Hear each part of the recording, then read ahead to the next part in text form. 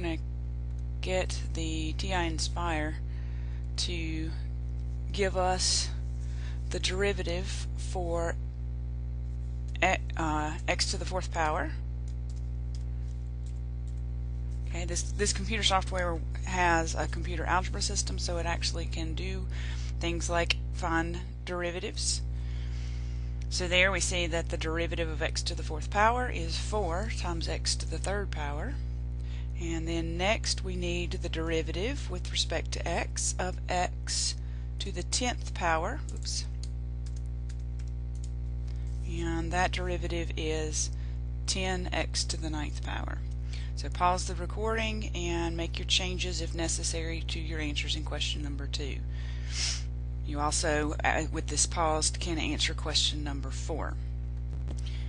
Now, to come up with an answer for question number 5, whether or not the rule that you've written in number 4 holds for rational powers of x, I want to work a couple of derivatives for powers of x that are fractions. So maybe let's go with x to the 1/2 power first.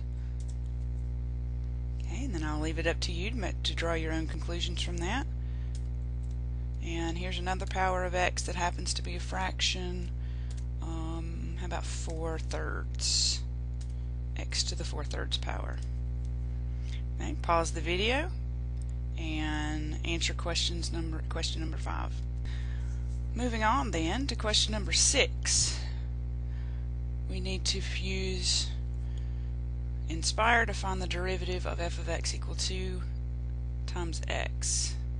So the derivative with respect to x of 2x is 2. Part B, the derivative with respect to x of 2x squared, 4 times x. Derivative with respect to x of 2x cubed for part C of this question, 6x squared. And derivative with respect to x of -3 times x. Derivative with respect to x of -3 times x to the 4th power.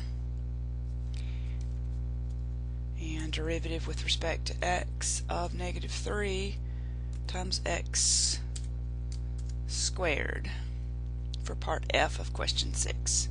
Pause the recording at this point and fill in the answers for question 6. Alright, if you haven't already answered question 7, you need to do so before you watch the next several derivatives. So you've predicted derivatives for part A, B, and C in question 7. Now using the Inspire to check your answers there, we'll ask for a derivative with respect to x of 2x to the 50th power. And you need to see how that compares to what you predicted. Then the derivative with respect to x of -3 x to the 10th power. See how that compares to your answer in question 7. And the derivative with respect to x of 6x to the -5th power, and see how that compares to your derivative. So pause the video again and make any corrections you need to for question 7 and go ahead and answer question 9. Moving on then to question number 10 on your handout. Let me scroll. Oops, that's not what I wanted to do. Okay, question number 10. We're supposed to use the Inspire to find the derivative of the function x squared plus x. Oops. Plus x. There we go. X squared plus x. So that derivative is 2x plus 1. And then the derivative with respect to x of x squared, x squared minus x. And that derivative is 2x minus 1. So you can pause the recording again, pause this video and make educated guesses about how you should answer question number 11.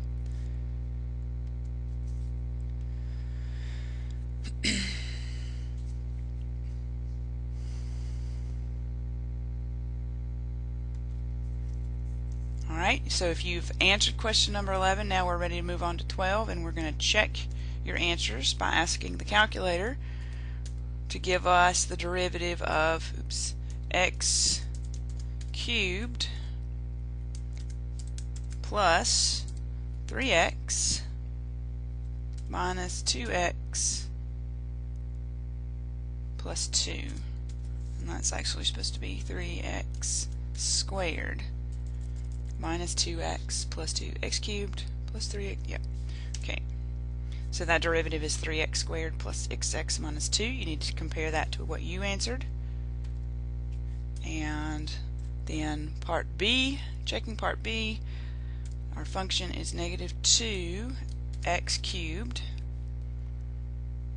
plus 9x to the fourth plus 6x to the negative first power minus 100. And according that derivative is 36x cubed minus 6x squared minus 6 over x squared. Compare that to what you answered.